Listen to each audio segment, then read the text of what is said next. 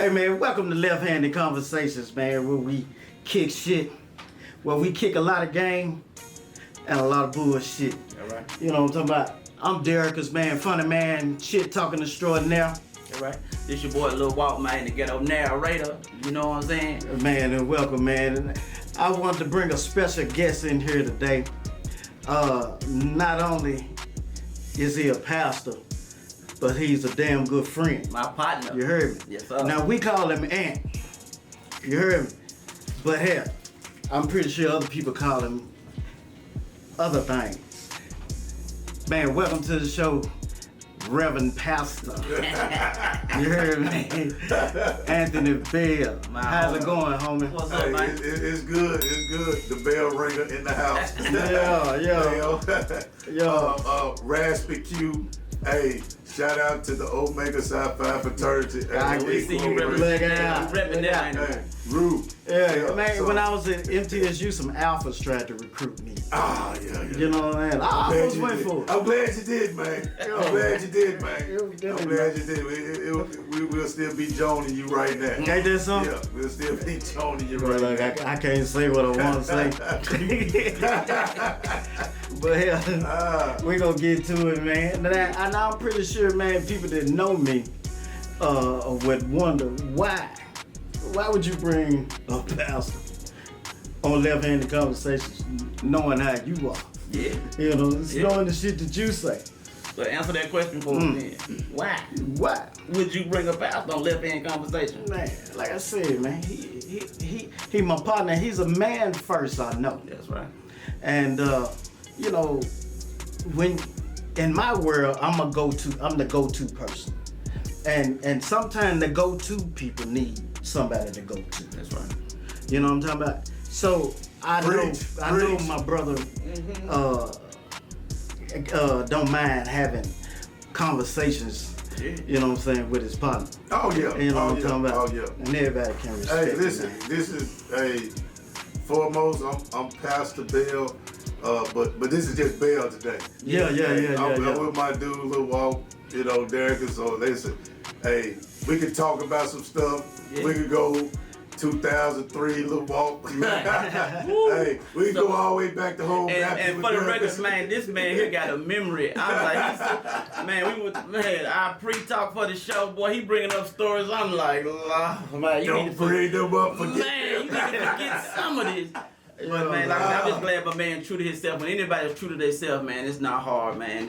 Hey, like I told Derek, man, listen, you know, people wonder, and big shout out to my homie, Pastor Cannon, Joseph Cannon up in here. Yeah. Joe, you know, he just Joe today. He ain't Pastor Cannon, he Joe. But listen, when you just have cats, it's hard. People say, well, how can you relate, or how can you go back to the streets, or how you go back and hang with your partners? Because it's the real ones that keep you grounded. Yeah. You know, they ain't gonna shoot you no bull. Right. They gonna tell you, they go celebrate you when you're up. They go celebrate you when you're down. But then when you mess up, they gonna be like, yeah, I see what you're saying. Well, let me tell you something, dude, you wrong, man. Yes, sir. They ain't gonna say, dude. They probably gonna say, dog, you wrong. Gotta hold you accountable, Cat. They gonna hold you accountable. Gotta hold you accountable. They gonna hold you accountable. I don't need no yes men around me. No, they gonna hold you accountable. So whenever you got real cats like y'all two that I've been knowing, hey, for a long time, some years. That's I'm going to say it since we on the air. Yeah. I didn't like Derek's growing up. Because that's what I feel like, how y'all meet? Yeah. How did you and D meet? Back at home Baptist, you know what I'm saying, HBC. About what year was this? Man, this had to be in the 90s, because Derek has had to be about in the 11th grade. 10th, something like that. And him, little fella, you know, was coming over to the church. Yeah. And all of a sudden, Derek just pops up on the scene, you know. He comes in a Sunday, you know, he may come in another Sunday. And then all of a sudden, he just been consistent. Then this cat, he done joined the church, he done joined the junior choir and everything, got a solo going on. I think I was ushering too. What? Yeah, you doing it all. But then, you know. Don't play no games, Lil Walk. Derek is like the tone on you, man, you know. So I didn't have the best of clothes and everything back then, you know. Single mom and everything. That's you all day now. You might know D now. He gonna be on you now. He fresh in the Kappa, you know, the Kappa organization back in JCL. You know what I'm saying? Him and cheesecake, and then Brim. I think Brim was in about that time. Yeah. So man, you know, Jagger Jonah, man, who this cat? Look at man what he got on. You know what I'm saying? He just joned me hard. Hey, and he do it in a crowd, so you know what I'm saying? Everybody just laughing. I'm like, man, hey, when I'm go spring on this cat, man. You know what I'm saying? Man. You have to get it, because this cat was just really on me, man. He was just on me. He was just on me. But at the end of the day, man, you know what I'm saying? Is my mic still on? Yeah. At the end of the day, you know, it was all good, because, hey, you know, he showed to be a true friend. And as time grow on, hey, I had to let him know, you know, this is what, hey, man, this is how I felt about you back then, man. But at the end of the day, it's all love. It's all love, baby. It's all, because when you know who a person is, you can't do nothing respect. That was him. And he ain't changed from then till now. He's still the same. Yeah. Yeah, just know a whole lot more shit, man. Yeah. That's why I like doing this show, man. Like I said, man, because I can look through life through a 47-year-old eyes, man. And I can go all the way back until 20-something-year-old me. Oh, you yeah, know, so. yeah. Well, I'm glad you didn't spring, because, boy, D was a knockout artist back then. I'm there to tell you. I'm gonna tell you, I'm gonna try to get sneak one in, and I'm gonna hey, before he realized what happened, man, because I'm already know. You know what I'm saying? He was gangster back then, man. He was gangster. He was on some other stuff back then, man. Hey, man, look here, man. It's all love, man. Yeah, I got to pass on here, man, because he's a friend, man. And as you know, and as the world should know by now, I would have been one of Jesus' partners. Oh, yeah. You know what I'm saying? Yeah. You talking about the go-to. You know what I'm talking about? Yeah. Jesus would have came to my house. You know what I'm saying? You know, because, you know, it was them bras. When they mad at Jesus for when Lazarus died, when they mad at because he didn't come fast enough. Yeah, he'd have been coming to my house. You know what I'm saying? Now, see, you be the one, hey, Jesus, I know what you did at the wedding, man. Hey, go on hook me up, man. Go on hook me up, man. Go on turn that water into wine, man. Right. Give me some of that good stuff, man. You got some more left. Yeah. There's some more left. You know what I'm saying? But you think about it. Jesus hung, you know, he hung with prostitutes. Yeah, man. You know, he hung with folks that was, you know, not the upscale type community, you know. So he hung with Peter. Peter was a killer. He'll cut you. That's what I'm talking about. He'll cut you out. That's right. He'd have been coming around. He'd have been coming around talking about, man, Peter always with that bullshit, man. Hey, Peter always fucking with me. Man, he done cut another motherfucker. You know what I'm saying? Man, I'm finna dump Peter, man. Peter gonna have to go, bro. You know what I'm saying? I'm causing too many problems. Right. It's all good, though, man. It's all good. Hey, let me ask you a question, Bill. What type of friend you think would you have been to Jesus? I'm talking about around them, right? That 25-year-old. If you was there, knowing who Jesus was hanging with, the type of cat he was, what type of partner you think you would have been to Jesus? Man, I would have been the partner that been like, man, hey, Jesus, man, you need to go and let us take care of this, you know. Again. Oh, yeah, where that good stuff at? 25, where that good stuff at, Jesus? Oh, man, no, we ain't gonna JC, do it like I would call him JC. Hey, JC. Jay, what's up, man? Hey. Lil Jay. Hey, we going to hang out with Mary and Martha. Lil Jay. You know what I'm saying? Look, we going to hang out. But, you know what I'm saying? But hey, that's 25 there, you know what I'm saying? That's 25. See, that's what I said. I would have been kicking it with him when he went missing them years from 13 to 30. And then be like, hey, you know, man, hey, I'm going to tell you something. Because I know he was living life. Hey, this joker right here, this ninja over here, Judas, man, you better watch this cat, man. Right. That cat been acting funny every time. He been tripping. We get together, man. This cat, he don't want to do nothing. What's up with him, man? What's up with this? Well, y'all silly. Yeah, man. because you don't been in the streets. Yeah. So you know you been around gangsters, you been around, you know, folks, drug dealers. So you like, man, you peep out folks. You like, man. This cat, man, Jesus, what's up with this cat, man, real, man?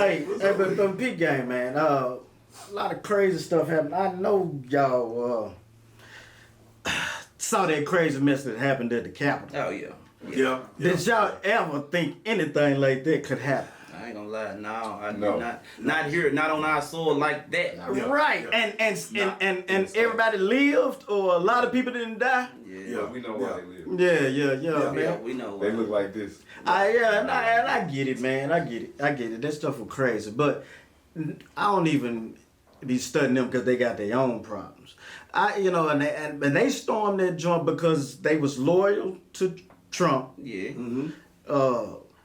But I was thinking about it, us as a people. What do we think about loyalty to this country? You know what I'm talking about? Because, coming from the descendants of slaves and how they did us and been doing us, what kind of loyalty? I mean, because I kind of looked at it, with horror, but at the same time, I looked at it as, for lack of better words, like white people problems. Yeah. Well, You know what I'm saying? But loyalty to this country, did you, with them and with everything they done took us through and still taking us through, do you feel loyalty to this country? Because I probably don't even stand for the anthem no more. I don't say the Pledge of Allegiance. It's rough, dude. If I do, it's my hand over my left hand over my heart. It's rough. I definitely, you know what I'm saying, I haven't been out the country, Canada. I think my mom took some trip to Canada a long time ago, so I don't really know other cultures other than what I see. So I would have to say that, I love America because, free, do what you want to do. But to me, to see them folks, when they stormed the Capitol, to me, it was that racism that our parents had to deal with that was shown. I thought that part, I knew racism was still here, but I thought that part was gone. Like, right. And to me, it's like in my generation, I see this blatant, just flat out racism, like say with the Confederate flags and all that. That's what threw me. I was like, wow. And to me, it let us know that it's still on their mind. You know what I'm saying? It's always been there. It ain't left. And so it makes me, to answer your question, it makes me not. And it kind of made your friends of a lighter hue it should kind of show where they was a little bit. Some of them showed who they were a little bit, what they was hiding. It's not even that part, but these whole 4 years since Trump has been in office, he has gave them the strength or the power to come bring that racist I saw that mentality back, because now you got white people just being just blatant with it. They ain't caring, right? Look, I'm like you, Lil Walt, love this country because I've never been nowhere. I've been overseas, to visit, but never and that was in the younger years, so never really just got somewhere to learn the culture, to see how it is. But when you think about slavery over 400 years, what our people went through, and how we still trying to fight to just be recognized as people, for our character, for just who we are, being human beings. Right. It make you, people get mad at Colin Kaepernick, what he did. Because he realized, me listening to the anthem, if it's supposed to be the land of the free, the home of the brave, why is it that I'm still not free? Right. And I'll say I'm free. Right, you say I'm free. But I'm really still not free because my people was in the Civil War. My people fought in all these wars because they knew what America can be, coming from what America came from England being tied and all these things, the French Revolution, the American Revolution, all these things that happened so that we can have the right to be free. And just to sit up here and blatantly disrespect us like we ain't have nothing, no part of this country, where we built Washington, D.C. You can go back and trace where the black men designed, architect, Washington, D.C., everything that's how Pennsylvania Avenue is set up with the Capitol, Washington Monument, White House. All that is based off of black folk. We didn't come from just nothing. We came from kings and queens. Y'all came and got us. Right. We weren't looking for nothing. Watch this right here. Right. Let me ask you this. Speaking of freedom, like you said, why we still not free, let me ask y'all this. In 2020, 21, as black men, what is your definition of freedom? What do you consider freedom today? Because of course we know that we're not slaves, you see what I'm saying? So what do you consider freedom? Well, if somebody say, okay, I'll give you the freedom you want, what would that be to you or to you? What was freedom that definition? To have a level playing field. Exactly.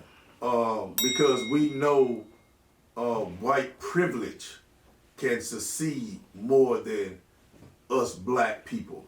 You can have the best education. You can be the smartest cat on college, graduate magna cum laude, but to them, you still just a black man. So whatever you do, if you go apply for this job, I'm just making up at MIT, and you got the credentials, you just want him to hire you. I'm just asking. This is a question. As a black man, if I got the credentials, man, look, hire me. Don't. I want you to give me. I want you to give me the same opportunity and respect in a level playing field that you would give a white person. That's freedom to me. Okay. Freedom to be able to accumulate wealth, to have a legacy that I leave for my kids, my family, like Rockefeller. Right, without giving me a hard time about getting the stuff. Yeah. I ain't saying I'm not saying I want you to give me something. Right, I ain't asking for nothing. Playing field level where I can be successful. If I have all the credentials, I got the doctorate degree and I got everything. I'm top. I'm qualified, bona fide, certified. Let me have this opportunity. Now, if I don't do it, get it because of something I did or because my resume didn't equal up to the next person, so be it. Right. But give me that level of opportunity. Right. Because we have affirmative action. It's because we have to. You have to go by affirmative action. Right. Yeah, and some people, Clarence Thomas can say all he want to say.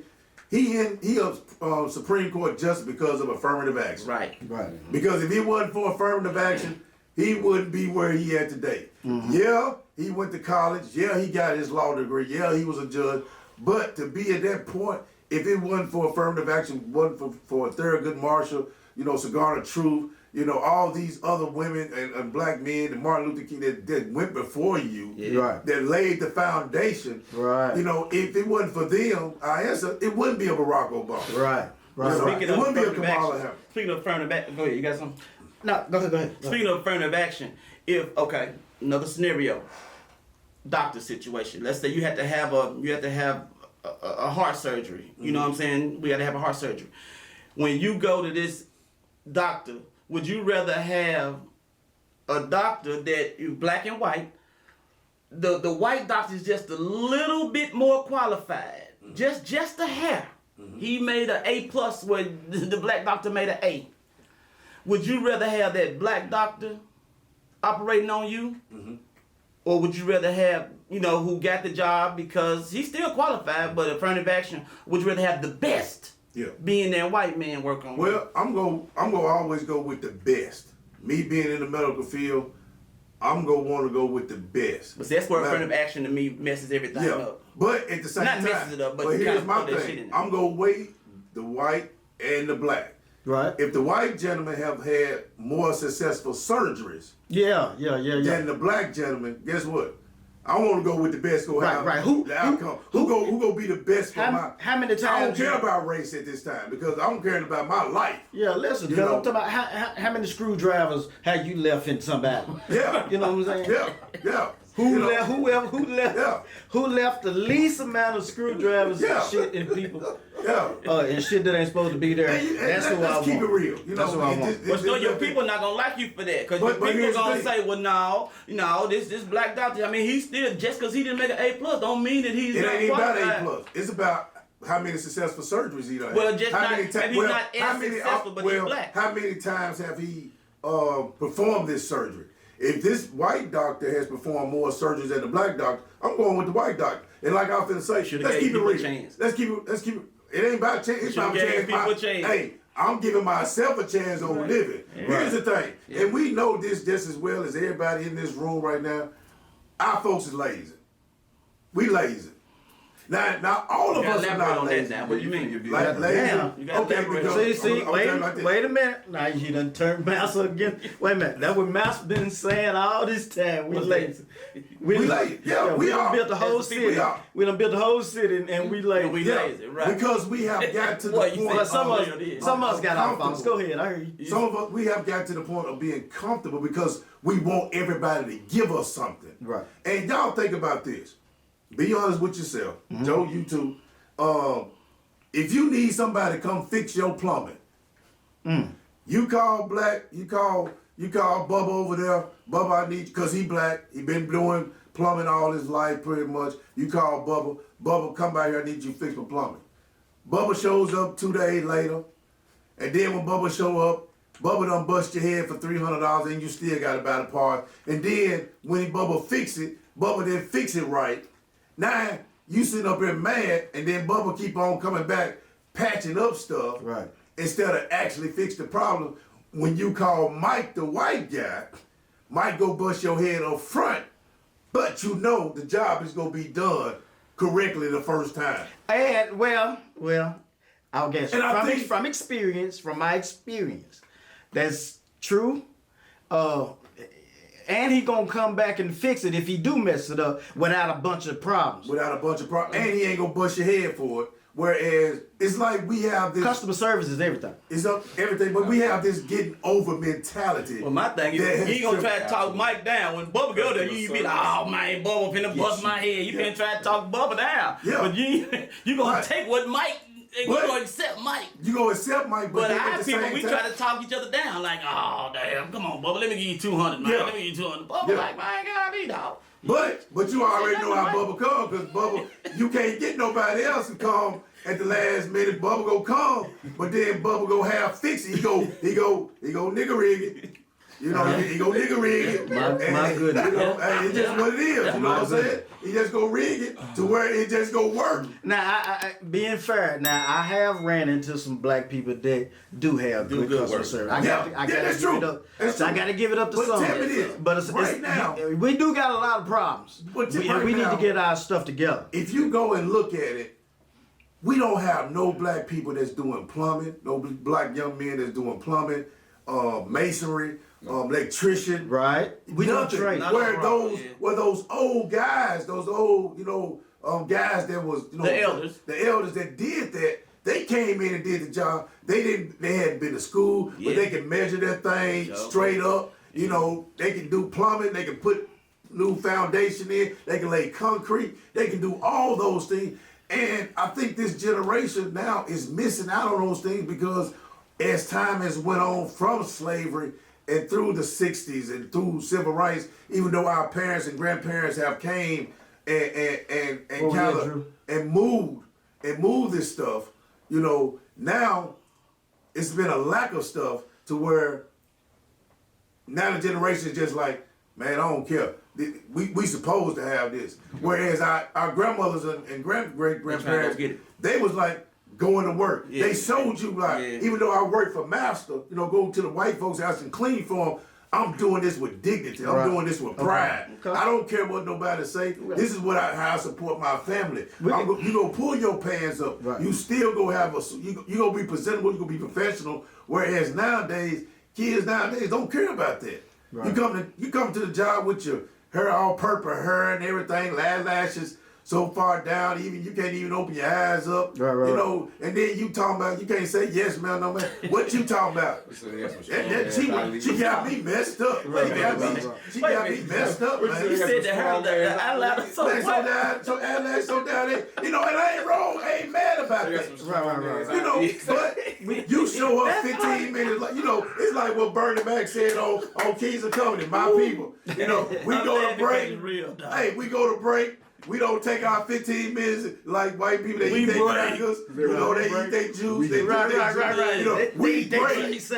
Hey, and then you come in the office and work today, you better not say nothing to Right. me. You bet my kids done got arrested, my feet hurt. Right, You right, can't right. say nothing, you already on level 10. So now white people they already on this level when you come into them. That's how they look because at that's us. how they look at us. Yeah. Right, okay. We I have got to change their perception. We do. But when we killing each other, when we still selling drugs to each other, got our pants hanging down, how is people supposed to look at us? But does my appearance does that negate what I do? Like I said, if I'm good at what I do, why does my appearance why do you give a damn about what I look? If I come in and do the job you paid me to do, why? Because I look like this to you, why is that perception? Why is that a problem? But it should be at a level of professionalism. Who sets that level? White We folks. should set white folk, but we should also set that level. Yeah.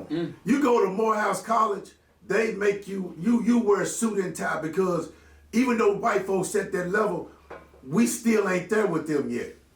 There's still a white man's world. Pac said that it's a white man's world. And so with that being the case, we have to bring ourselves up so we can be at a level with them. And that means that you go to a job professional. You may dress like this, I may be in frat stuff, whatever, but when it comes time to take care of business, I know how to put my suit and tie on. I know how to talk to you with education, with language, proper grammar. Right. Because we'll break a verb in a minute. Right. You know what I'm saying? We'll break a verb in a minute. Like But age. you should be able to turn it on when you can be kicking it with the hood with the partners. But then when I'm going in front of But everybody some people else, say that's selling out. Some people, when I say, hold on, let me take, I don't mean selling out. I mean, I call it their white folks' voice. When you're on the phone talking business, most people do, they be like, hey, how you put it on. that's how you talked to me yesterday when I was on the phone. Right, I turned it on. Right. But some people consider that like, man, why shouldn't you be able to just be yourself? Man? If that's how you talk like that to everybody. But society don't accept it. No, but you know what? I think black people don't accept that but you should be able to know how to turn it on and turn it off. You're right. We went to school and got education. Everybody here graduated. Right. And so you got some level of education. Your mom wasn't educated. And dad. So dad was educated. So look, come in, hey, don't be talking like that. Mm-hmm. Now you may do that out in the street, but when it comes time to take care of business, you know how to go in there and present yourself. Listen, white folks don't want you to come in there with a loan and you got your head turned to the side. Mm-hmm. You need to go into the bank and be able to talk professional to show them whether you a dope dealer on the corner. Guess what? I'm still gonna be. What was that? Frank Lucas showed us in American Gangster. You can be the gangster on the side, but you still need to know how to be professional and carry yourself to where people will respect. Man, time went by fast, D. Yeah, but this is too good of a conversation to cut off, man. Matter of fact, because I got some more stuff that I need to get off my chest and even ask you. I got it's you working at the funeral home. I got to ask some questions about it. So I guess to answer your question, is it fair to say Bill get a part 2? Part 2. Yeah. I think this is probably like a part 3, man. Because this go depending on next time. We Man, this is a good talk. It's good talk. Good real stuff. I can't say what this is real stuff. Yeah, man, definitely, man. We appreciate y'all, man. Yeah, definitely. Appreciate everybody listening, man. Give me your comments, man, and hit the like and subscribe. That's right. Leave all comments. We accept all that. We're gonna read them and check them out. But yeah. Man, left-handed conversations, man. It ain't all silly, bro. Hey, no, it's all good. It's all good.